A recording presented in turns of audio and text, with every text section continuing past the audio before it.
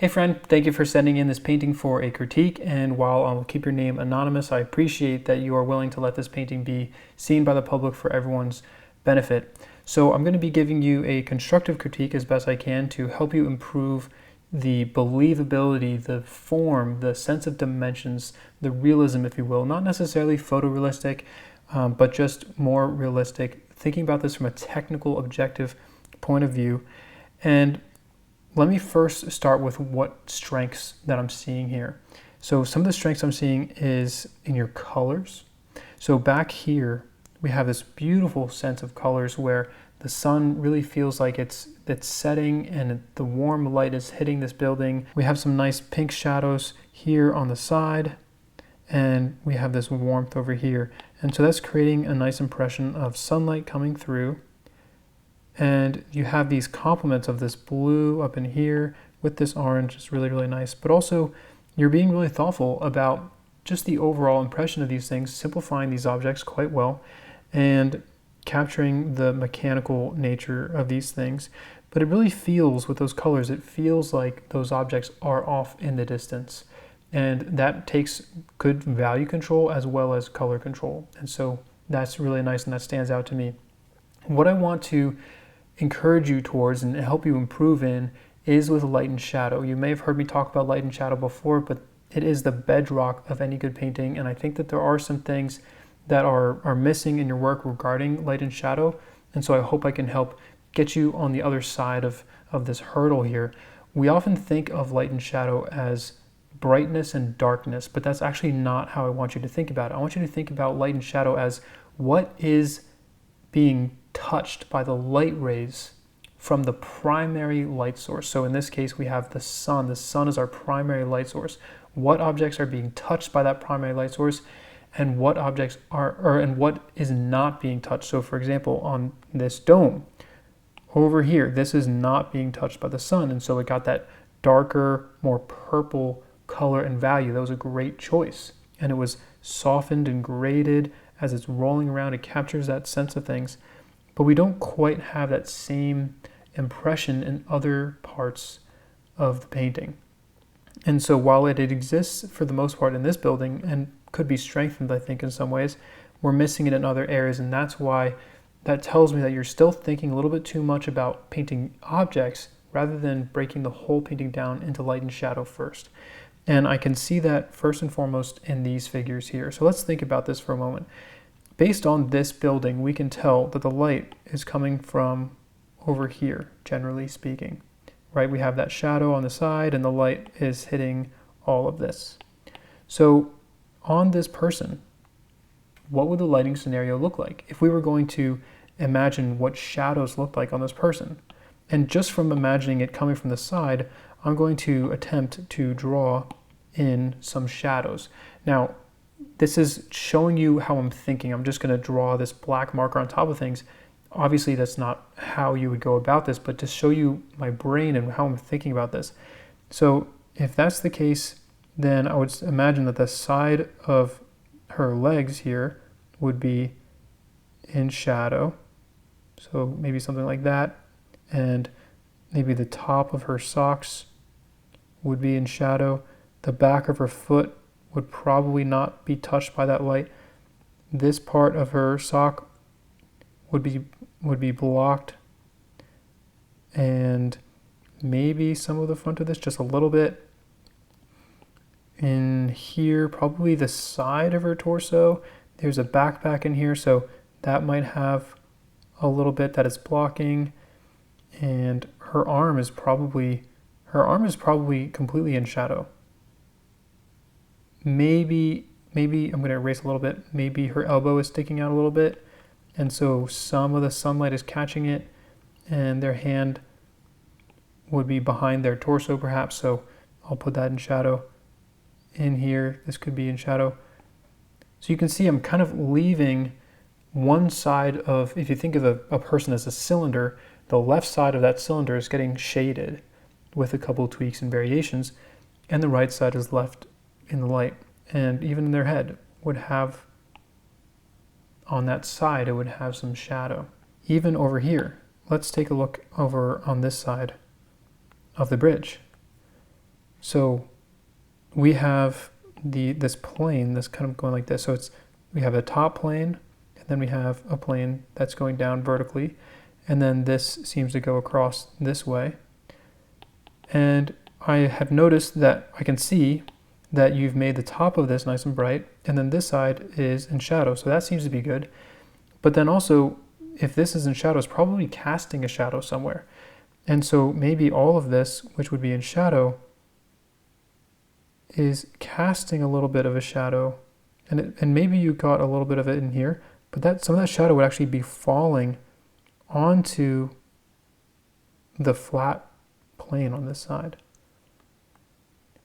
Maybe over here, I'm not entirely sure, I haven't looked at the photo in a while, but maybe the side of this railing, just the side of it, maybe that would be in shadow, because the light can't wrap around. The light is traveling generally in straight lines. So you can see that I'm not thinking in terms of shading. Like people often think of shading as like just, well, because it's deeper in somewhere, then it would be darker. I'm not thinking those terms. I'm just asking myself, okay, light rays are coming in sideways. They're coming in sideways. And so anything that's on the side that's not being touched by that would be in shadow. What about these little pillars on the side? I think that these would be in shadow. And it might be that just a little sliver of the very front of that thing might be in the light. Okay, so just giving you kind of different examples. So now let's take a look over here at the reference image and see what we've got. So in here, this figure, look at how dark it is in here and how bright this section is right here. That's a light and shadow. There's a clear distinction right in and around here on this person. That's form being captured. Look at how dark it is in here. Look at how bright it is here instead. One side is in the light, the other side is in shadow. And so, oh, and interestingly, we have the shadow is actually down here on this person and over here. So this makes a lot more sense. Mine was not as good. So here we have that shadow. You can kind of start to see the difference. Look at this red being caught by the light, and then this in shadow. You can see some of the sun is catching their hair in here. Maybe there's a little bit of shadow in here, maybe a little bit of shadow in here, and here. There's a little bit of light around there, but some shadow in here, some shadow in here. So I would just want to help you be aware of what's a light and what's a shadow. And it doesn't mean that these things have to be black, but they have to be distinctly darker than the areas in the same object that are in the light. So that's an important aspect that I want to just really communicate to you, and the importance of that. And when you start painting in terms of light and shadow, all of the hard work that you're already putting in is just going to level up. But you might need to think in terms of mixing one color for your shadows and one color for your lights for every single object that you paint. And this painting, this image, this is a difficult image, right? Because there's so many different things going on. You can see in here, there's the shadow on this side, but look at how bright it gets right on that little sliver right there. So there's a lot going on that makes this a very complicated image, and this is a very daunting painting to tackle. I'm just kind of looking around here, making sense of this, looking at the light and the shadow. Look at here, so you've got the shadow on this side, but there's also, look at the change in colors from here over. And I can just quickly capture this impression. All of this is significantly darker than the other side. And you've captured a little bit of it, but I can tell that you're not thinking about the structure of it. You're not breaking it down based on the light and shadow. You're just breaking it down based on what you perceive as being dark.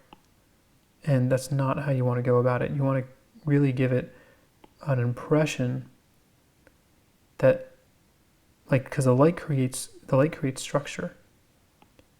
The light is traveling in these straight lines. And so, Like in here, we have this area and we have this area. They are completely different from each other. This side is clearly in shadow.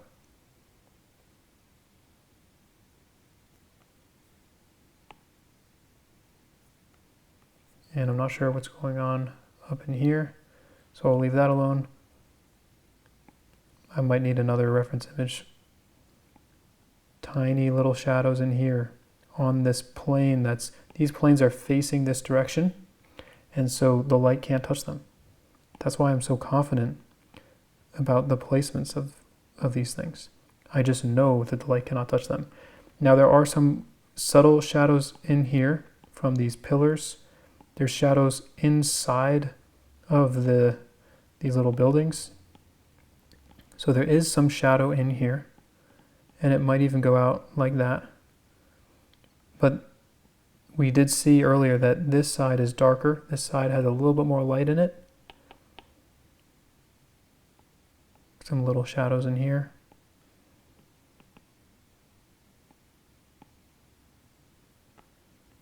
But that's not a shadow.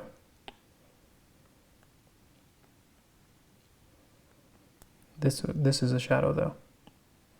So it can take time to really perceive what's a light and what's a shadow. And it's great to do still life studies to really practice that and to get a much better sense of it. This in here, this little hit of blue, that is actually a shadow. This whole building is actually quite complex. The light is barely touching it, so a lot of this is all in the light. So you will have to manage that with just the right values, and pretty much everything here is in the light. The windows, inside the windows, there's probably some shadows. Here's definitely a little shadow in here, up at the top right corner. So you have a few details that help with that. But look at these pants. Look at how the pant that's in the light, the side that's in the light, look at the color. It's an incredibly gray orange. Why is it orange? Because the sun is touching it. So let's talk about color. Now that I've identified for you some of the lights and shadows, you really nicely identified that the light is warm. Like this area is nice and warm, and the shadows have this purplish cool color. Let's take advantage of that. Let's imagine, let me draw out. So I'm going to just make a nice blob here of this gray. We can imagine that this is a palette that you're going to be painting with. And let's say that these colors, let me add another layer.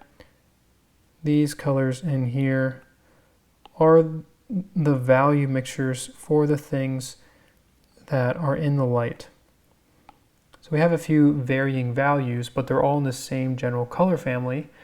And the color family is in these warm oranges. Now on the same building, the same objects, we have colors that are kind of purple and dark. And I think we're going to need to go even darker. So let's go over here. Look at how blue these are. Let's take advantage of this contrast. So we might have some purples that help bridge the gap, but our shadows can actually be this kind of blue color. I'll just grab one that's kind of another one in between, if this will let me grab a color.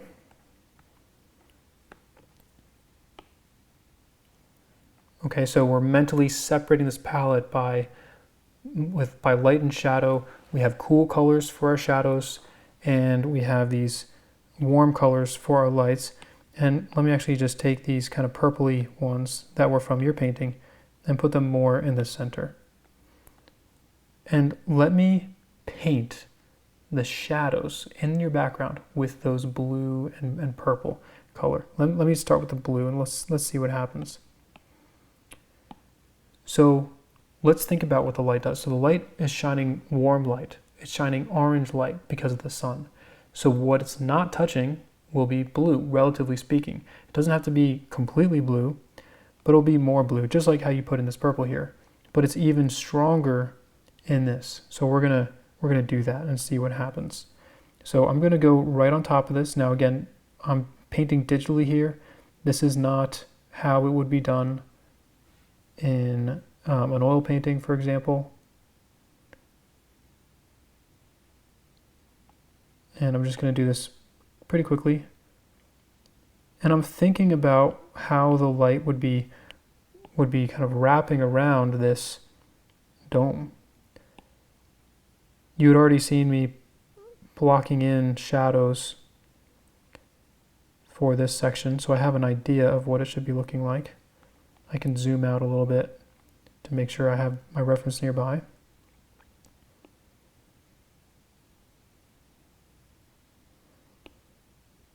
Seems like that one doesn't extend quite as far. And then there seems to be a little bit of blue shadows in here. It's almost easier to see the light and shadow when I start looking for areas that are a little bit cooler, a little bit more gray, less orange. And these darker areas in here, which you chose to be dark red, they're actually, I think they will make more sense if we make them blue.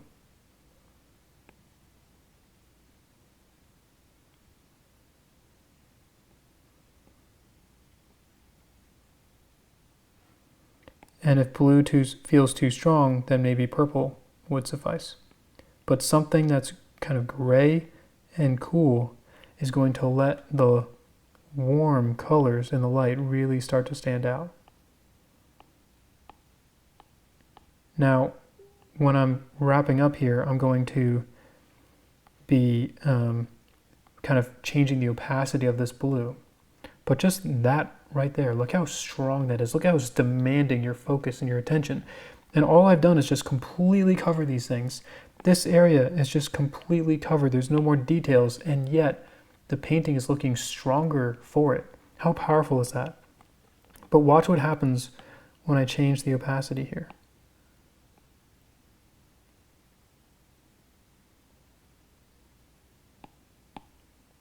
Now we see those details and the structure remains. So it's not just about shading. Light and shadow, thinking those terms, will give your painting structure. And using color is just another example of that. Not only are your shadows darker than your lights, but your shadows can be a kind of a single homogeneous color. And of course, when you're mixing, like you can see, these are all individual colors. This and this are two different colors, and this is a different color. And so if you're painting, you might have to end up putting those mixtures down to get those colors right. And actually, let me grab this one. That's actually what that color would look like. And so you might have to mix individual colors to do that, but you're staying inside of a family of colors that are staying on the cool side, and you're protecting the warmth of the light. Now, the light is not always going to be warm. Sometimes the light will be cool, and then your shadows will be warm, relatively speaking. But you can make your shadows, by keeping your shadows simple and almost like a single color or a single color family, you can bring a lot of structure into your painting and really let the light do the work. So I hope this was helpful for you, and if you have any questions,